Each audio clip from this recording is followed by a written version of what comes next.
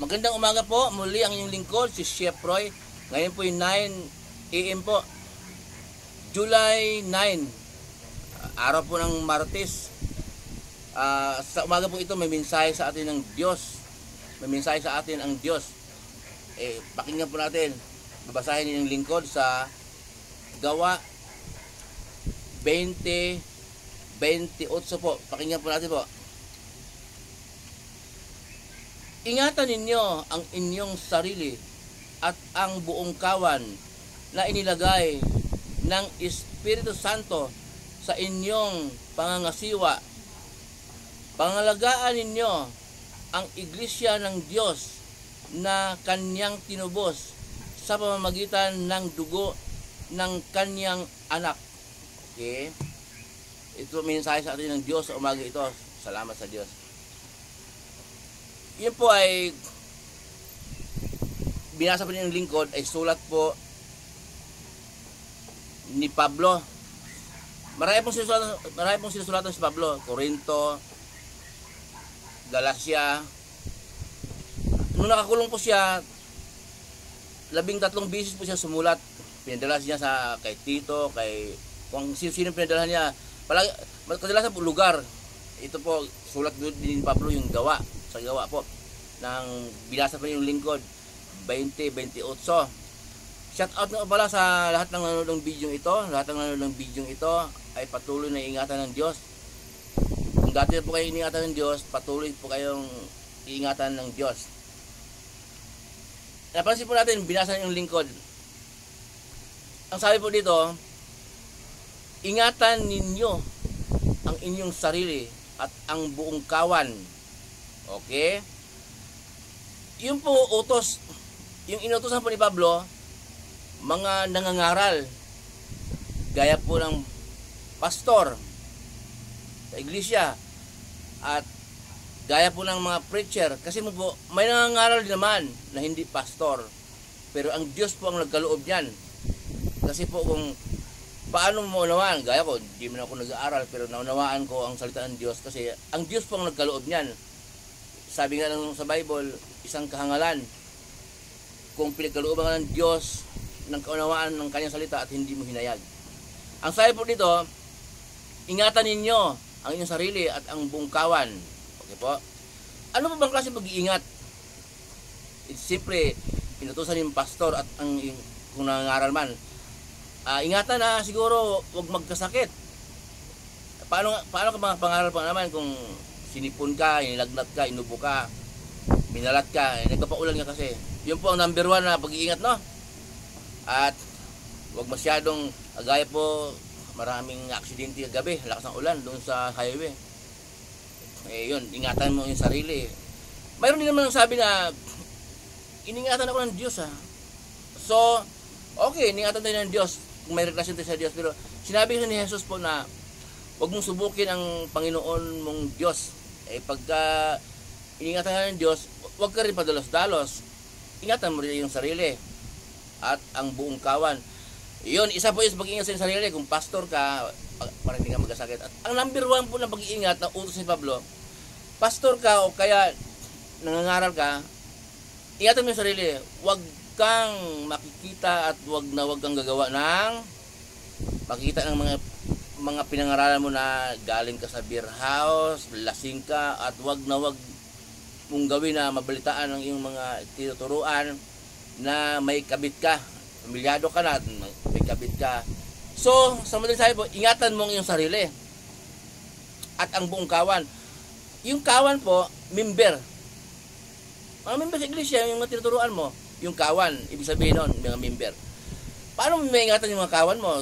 Halimbawa, tinuturuan mo sila. Gaya ngayon, online, paano maingatan? Kaya po ako nag-post ng online ng ganito po, kasi nga, marami akong mga kamag-anak nasa Cebu, lagi akong binabanggit, siya shout out ko, kinukuha atensyon nila. Shout out nga pala sa Matokero family, sa Zambrana family, mga pinsan ko sa Cebu at mga pamangkin ko, kapatid ko sa ibang bansa. At sa mga anak ko, ando sa Angeles. So, dinamay na po yung lahat ng video ito. Kaya po, ang number 1 po, mga mahal ko sa buhay, kaya ako nag-post ng salita ng Diyos. Ingatan mo yung sarili. Ingatan mo, wag kang makikita na galing ka sa kasino, hindi maniniwala sa yun. Mga tinuturuan mo, pastor ka, o kaya nagtuturo ang salita ng Diyos. At ang pag-iingat mo sa mga kawan, mga member, ibig sabihin no, yung kawan, member, mga tinuturuan mo, kailangan, pag nagsalita ka, sinabi mo na huwag kang mamabae, may kabit ka pala. Ayun, hindi mo iningat sa sarili mo. Paano yun? Hindi naman niniwala sa'yo. Yung mga tinuturuan mo, kung pastor ka o nangangaral ka, nalaman na nag-aaway ka ng asawa mo dahil may kabit ka pala. Paano yun? Hindi naman niniwala sa'yo. Hindi mo sila naingatan at ang iyong sarili. Okay po?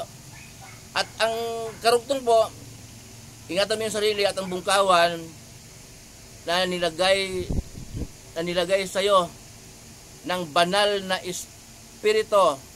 Okay. Yung pong banal na espiritu, lagi pong binabanggit ng yung lingkod na kung walang banal na espiritu na nanguna sa iyo, sa iyong puso at isip, hindi mo kaya unawain ang salita ng Diyos. Okay? Kapag may nangangaral, huwag po niyong husgahan, no? Suriin mo niyo yung pangaral. Yung binabanggit kong verse, basahin din po ninyo, pagtugmain ninyo yung sinasabi ko at yung sinasabi kong verse. Para po, wag po kayo makahatol kasi po, sinasabi naman sa Bible na wag humatol, wag humusga. Bago po yung husgahan ang isang nangangaral, kung baka nangluluko lang, suriin po ninyo ang kaniyang mga salita. So, ang sabi po dito, ingatan niyo ang inyong sarili at ang bungkawan na nilagay ng Espiritu Santo sa inyong pag-iingat. So, pinagkatiwalaan kayo ng Diyos ng salita niya sa pamamagitan ng banal na Espiritu na nanguna sa inyo upang makapagsalita ng salita ng Diyos. Okay? Maraming mataas sa pinag-aralan, cum laude, top notcher, pero hindi nakakapagsalita ng salita ng Diyos. Kaya niyang sabihin, kaya niyang memorize ang kanyang pinag-aralan. Matalino siya. Pero sa salita ng Diyos, hindi siya pinagkalooban ng kaunawaan ng Diyos. Walang banal na Espiritu na nanguna sa kanya. Okay? Na pinangasiwaan sa pamamagitan ng inyong sa pamamagitan ng banal na Espiritu Santo sa inyong pangasiwa. Pangalagaan ninyo ang iglesia ng Diyos na kanyang tinubos sa pamamagitan ng dugo ng kanyang anak. Okay? Iglesia ng Diyos ang binabanggit po. Ang Diyos ang nagtayo ng relihiyon. Lagi pong binabanggit yung lingkod na iglesia ng Diyos. Hindi po iglesia ng tao, ha? Yung iba po iglesia kasi tao ang nagtatag. Maliwanag po nito, basahin po ninyo. Gawa 20 at kapitulo 20 versikulo 28. Iglesia po ng Diyos ang binabanggit. Hindi iglesia ng tao na tinatag ng tao na nung panahon ng matagal na gano'n. Iglesia po ng Diyos na kanyang tinubos sa pamamagitan ng dugo ng kanyang anak. Okay?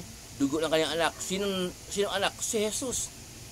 So, tinubos talaga, namatay talaga si Jesus dahil sa iglesia ng Diyos, dahil sa relihiyong yan na talagang para tumatag. Okay? Kasi po ang dugo ng ating Panginoong Jesus, yun pong maghugas sa ating mga kasalanan. Kaya nga po nagkatawang tao siya, hindi maintindihan ng iba. Kasi kung pinadala siya ng Diyos dito, na Espiritu, walang dugo. Kasi dugo nga kailangan po eh. Binabasa mo na yung lingkod, tinubos sa pamamagitan ng dugo ng kaniyang anak. Dugo ang kasalanan, ang panghahandog para mahugasan ang ating mga kasalanan. Nung panahon ng Old Testament, panahon ng mga propeta, dugo po ng hayop ang sinabi ng Diyos, utos niya kay Moises na panghahandog ng pagkakasala. Pero hindi po nag-click yun, ginawang kayabangan. Kung mayaman ka, sasadyain mo magkasala dahil marami kang panghandog. Kaya binago ng Diyos, kaya palagi sasabi ng lingkod na niluma ng Diyos ang kanyang utos na pinadala kay Moises sa lumang tipan. Hindi na dugo ng hayop ang panghandog, dugo ng ating Panginoong Jesus. Na, ganun bang ama? Kailangan mamatay ang kanyang anak? Ay, wala naman problema, mabubuhay din naman, makapangyarihan sila eh. Mabubuhay din naman. Kaya, nagkatawang tao ang ating Panginoong Jesus para may dugo, yun ang maghugas sa ating mga kasalanan. At para makapagsalita din siya, kailangan magkatawang tao kasi nga, ang tao ang pangaralan niya eh. Hindi lang po din magkatawang manok yun eh. Magkatawang baka, magkatawang kalabaw. Magkatawang tao talaga. Para may bibig para makapangaral sa mga tao at para may dugo din. Okay? Yun po ang ibig pong sabihin ng si Jesus ay Diyos, 100% Diyos.